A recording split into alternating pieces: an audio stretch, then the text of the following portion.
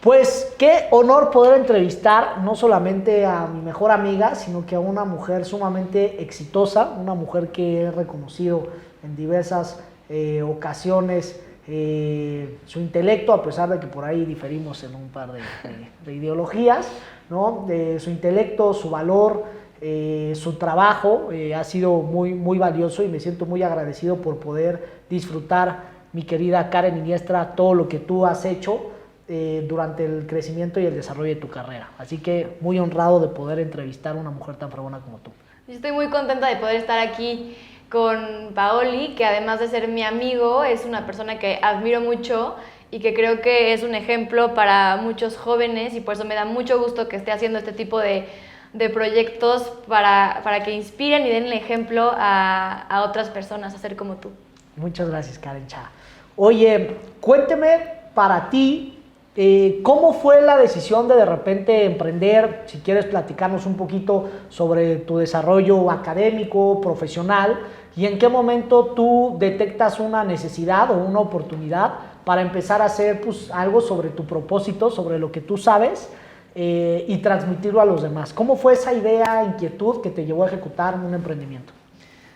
Pues creo que la historia es un poco curiosa, porque a diferencia de muchos jóvenes que desde cierta o temprana edad ya están seguros qué quieren ser y a qué se quieren dedicar, yo no lo tenía muy claro. Nada más me doy cuenta que me gusta la política, que me gusta el derecho, que me gusta las relaciones internacionales, la historia, entonces como que tenía un poco esa mezcla y decido estudiar relaciones internacionales, que justo es una carrera multidisciplinaria donde puedes aprender un poco de todo, pero al final yo sentía que salí sabiendo todo, pero nada. Ok. Entonces, también empiezo a darme cuenta que mi interés por la política empieza a crecer conforme voy cumpliendo años y conforme voy creciendo. Y eso también es particular porque en mi familia, pues, la política para nada es un tema de interés, no se platica en la mesa. Y yo era como pues, la oveja negra de, ¿y esta por qué quiere hablar en la mesa? ¿Y por qué se quiere pelear? ¿Y por qué piensa diferente? Y me sentía la verdad como un poco sola, diciendo, pues que con quién hablo de esto, y a veces era nada más, le llaman activistas de Twitter, ¿no? Que me peleaba y me agarraba el chongo con todos en Twitter. Entonces, pues mi intención es que mi opinión vaya un poco más allá, ¿no? Que tenga un efecto, que sea escuchado por los demás y que además eso sirva para generar conciencia, para informar, para que la población pueda servirse de lo que está pasando y hacer un juicio crítico con información objetiva. Entonces, pues entro a una generadora de contenido, Diario de Confianza, escribiendo notas de economía y de finanzas. Empiezo también en la producción de un noticiero de finanzas y de repente me dice mi jefe, oye Karen, es que creo que tú tienes como más el piquetito de nada más escribir cómo está la tasa de interés o X variables económicas. Y le dije, sí, la verdad es que yo quiero decir qué opino sobre tal política pública o sobre tal decisión de gobierno. Me dice, pues graba una videocolumna. Y la verdad sí tenía mucho miedo porque nunca había estado frente a una cámara, no tenía experiencia en medios de comunicación. Me acuerdo que llegué toda despeinada, sin maquillaje, vestida así con una sudadera.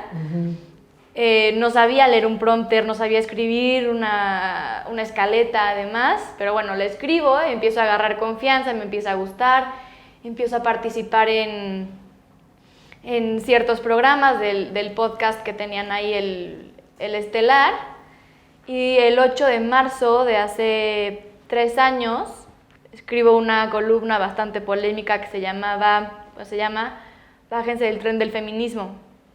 Y sin esperarlo, fue totalmente orgánico, pues le di al clavo, creo que además de que toqué ciertas fibras sensibles, algunos otros se sintieron identificados, pega. Creo que tuvo como 5 millones de views. Wow. Y a raíz de ahí ya me dan el podcast. Y seguramente te platiqué, la primera vez que grabé, una noche antes tuve pesadillas, sudaba, no podía dormir, porque para mí fue algo completamente nuevo, pero durante año y medio que estuve conduciéndolo, fui agarrando ritmo y sobre todo dándome cuenta que pues somos capaces de lograr lo que sea siendo constantes, disciplinados y aventándonos al ruedo, aunque tal vez no nos sintamos al 100 y tan preparados.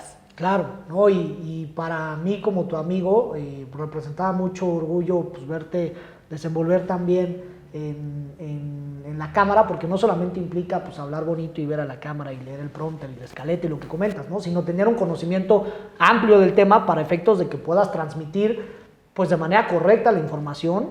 Sí. Y en ese sentido, construyendo con la primera pregunta, ¿con qué propósito tu corazón sintió esa necesidad de tener la intención de que tu voz sea escuchada por muchas personas? Pues porque ahorita creo que hay una crisis de información, porque por una parte estamos sobreinformados, no tenemos tanto acceso a la información que a veces ya no sabemos qué es verdad y qué no es verdad, y también muchas personas están desinteresadas. Entonces yo buscaba abrir un espacio que fuera pues lo más objetivo posible, sin una filia pero tampoco fobias, y explicado de una manera lo más amigable posible, sobre todo para que jóvenes o personas que no supieran tanto de política pudieran entenderlo, y no solo que lo entendieran, sino que empezaran a agarrarle el gusto, ¿no? Que se dieran cuenta que tiene ahí su parte especial. Entonces ese era mi interés, y sobre todo también generar conciencia, porque creo que estar informados es la herramienta más poderosa que tenemos y el único camino para poder hacer un cambio. Si no estamos informados, pues no hay. Y aparte es una gran responsabilidad porque digamos que tu opinión o tu información definitivamente acaba influyendo sobre el criterio de tu audiencia, ¿no? Finalmente. Sí. Entonces, pues abres tu canal de noticias, ¿no? Quiero que nos cuentes un poquito, sobre todo para todos los emprendedores que se encuentran en una situación similar, ¿cómo fue tu experiencia para abrir tu propio canal de noticias? ¿Qué implicó? ¿Cuáles fueron tus principales retos, aprendizajes? ¿Y cómo fue ese camino hasta que lo abres, lo lanzas? Y bueno, literal se empezó a convertir en pues, la fuente de información, pues al menos de muchos, ¿no? O sea, mía, de tu círculo social más cercano, y la verdad es que es un contenido muy valioso el que subías porque era efectivo, ¿no? Al menos en mi experiencia, te daba a entender qué es lo que estaba pasando con un nivel de profundidad muy sensato, pero también digerible y dinámico, ¿no? Versátil. Sí, es que por ahí fue la tirada. Primero creo que esto es muy útil porque a mí me da mucho gusto porque cada vez veo más personas y jóvenes que quieren abrir sus podcasts, sus canales en YouTube, lo que sea. Y a diferencia de muchos que critican que ahora cualquiera puede tenerlo, a mí me da mucho gusto porque creo que pues el internet es un arma de dos filos, pero si la podemos utilizar para algo bueno y para darle voz a ciertas experiencias o conocimientos que tengamos, pues adelante, y que bueno, siempre que hagan esto, y los felicito. En mi experiencia lo que hicimos fue abrir una cuenta de Instagram donde lo dividíamos por días, ¿no? El lunes vamos a hablar de noticias, de Happy News, ¿no? Porque queremos también que pues la sociedad se dé cuenta que también pasan cosas buenas, ¿no? Y darle exposición a eso. Los miércoles hacíamos un tipo quiz o una trivia de historia contemporánea de México, de geografía, demás, ¿no? Cualquier tema de cultura general, porque eso generaba que nuestra audiencia y nuestro público participara y generara engagement en nuestras historias, ¿no? Entonces, además de que era una forma de aprender ciertas cosas y reírte un rato, también eso generaba interacción en la cuenta y funcionó muy bien.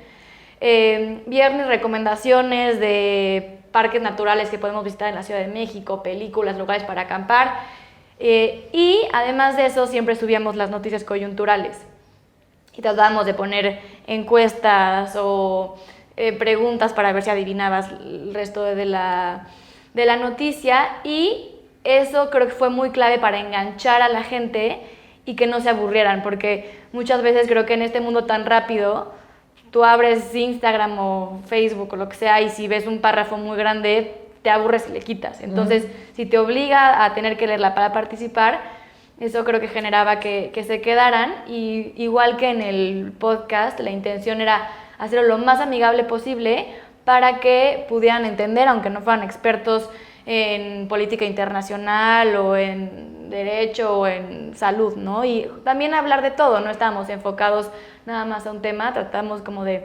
abordar también hasta entretenimiento y temas un poquito más soft y pues así fue como empezamos. Ok, y habiendo entendido y teniendo todo este contexto, ¿qué es lo que tú le dirías a un emprendedor sobre tu aprendizaje durante el desarrollo de tu proyecto?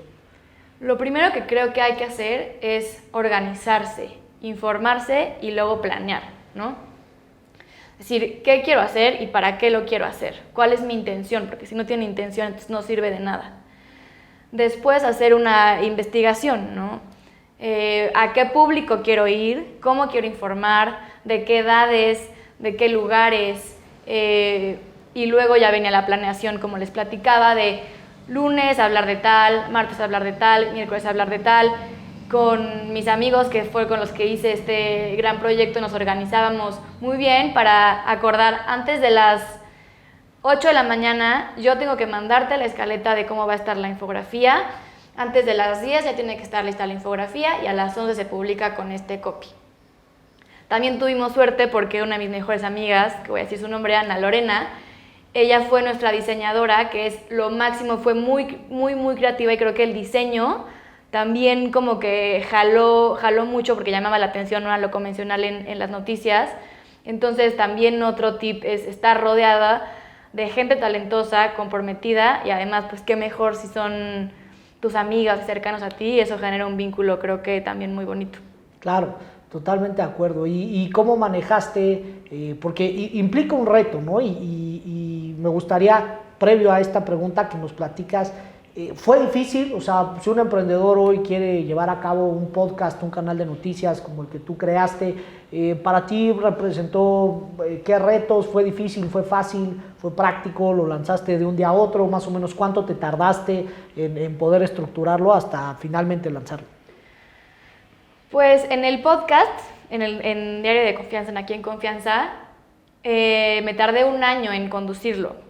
Y la verdad es que lo agradezco porque aunque yo sentí que fue muy pronto, creo que ese año fue de aprendizaje muy, muy, muy rápido, que aunque pues sí me sentía todavía muy nerviosa, muy verde y con mucho miedo, cuando estaba al frente del proyecto me di cuenta que sí tenía las tablas para hacerlo, ¿no? Entonces fue un año de, pues sí, a veces, y también creo que aplica para las mujeres de este síndrome del impostor, que muchas lo tenemos y hay que trabajarlo. Platícanos un poquito qué es el síndrome del impostor. El síndrome del impostor es pues una actitud o un sentimiento que compartimos sobre todo mujeres, donde sentimos que lo que tenemos, lo tenemos por suerte, porque nos los dieron, porque pues, le caíamos bien al jefe o porque éramos amiga de la dueña, ¿no? Que realmente no nos los ganamos o que no somos capaces de hacerlo.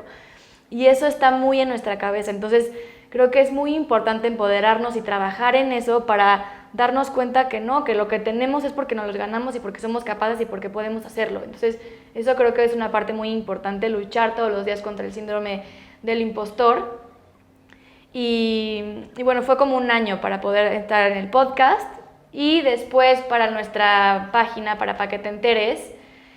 Ahí la clave, y se los digo a todos, es la persistencia, perseverancia y consistencia. En redes sociales, si te desesperas, si de repente dices, no, es que ya no tuve los likes, las views, los followers, ya no quiero, ya perdiste. Aquí es darle y darle y darle y estar presente, porque si te desapareces, ya no sirve. También creo que otro reto importante es que pues, mucha gente quiere vivir de eso, ¿no? Quiere ganar dinero rápido y no se puede. Para poder monetizar en las redes sociales, pues tienes que tener cierta cantidad de views y de followers que no se ganan rápido. Y entonces hay que ser muy, muy pacientes y talacharle diario. Me encanta lo que compartes, creo que es muy valioso desde la explicación del síndrome del impostor hasta este periodo de adaptación. Yo creo que eso puede ser muy valioso para los emprendedores o audiencia en general. Normalmente para detonar un proyecto, para empoderarnos, idealmente puede funcionar desde el principio, ¿no? Pero creo que en tu caso lo transmites con mucha naturaleza, de que implica un periodo de adaptación, ¿no? Como de ir, demostrarnos que podemos, que lo podemos hacer muy bien para finalmente detonarlo y que eso nos lleve a cuestiones mucho más grandes como, y también independientes, como el caso de tu canal de noticias, ¿no? También me quedo con el mensaje de la constancia y persistencia, creo que eso es todo, ¿no? Y los resultados, estar aware de que los resultados no son inmediatos. Entonces, me gustaría finalizar esta entrevista con una pregunta muy concreta que sería, particularmente, ¿qué hiciste tú? ¿Cuál fue la metodología que desarrollaste para sobreponerte a la adversidad en cuanto a esta falta de resultados inmediatos, ¿no? En cuanto a darle la vuelta, si me permites la expresión, a la tortilla cuando las cosas no van saliendo tan rápido? O sea, hablamos de esta paciencia, ¿no? Y perseverancia, y suena fácil decirlo, pero ¿cuál es el camino para mantenerte motivado y no tirar la toalla? ¿Qué hiciste tú? Pues lo primero es que creo que tienes que hacer lo que te apasiona. Creo que si a mí no me hubiera gustado, me hubiera dado medio igual, o sea, a los 3 meses hubiera dicho, ¿qué hago aquí? No jaló, bye. Pero en verdad es lo que más me gusta, es mi pasión, lo disfruto muchísimo y eso creo que fue mi motor. Y además también otra cosa importante fue no tener pena a tocar puertas. No tener pena a decir, oye, invítame a tu programa, invítame 5 minutos a dar mi opinión en el radio, invítame a participar en este evento, ¿no? Creo que eso fue un punto muy clave, a atreverte a preguntar y a alzar la voz, y lo peor que puede pasar es que te digan que no y eso es todo. Entonces creo que eso también fue muy importante y hoy le agradezco mucho porque aunque estoy dirigiendo mi carrera profesional hacia algo sí parecido, pero no exactamente medios de comunicación, agradezco mucho porque haberme atrevido a emprender y hacer este proyecto que fue completamente nuevo para mí, hoy estoy donde estoy. Entonces creo que aunque el camino no es lineal, la meta sí está muy clara. Entonces hay que ser persistentes y seguir caminando. Karencha, nos regalaste muchísimos aprendizajes y experiencias muy, muy, muy relevantes. Te agradezco mucho por compartirlas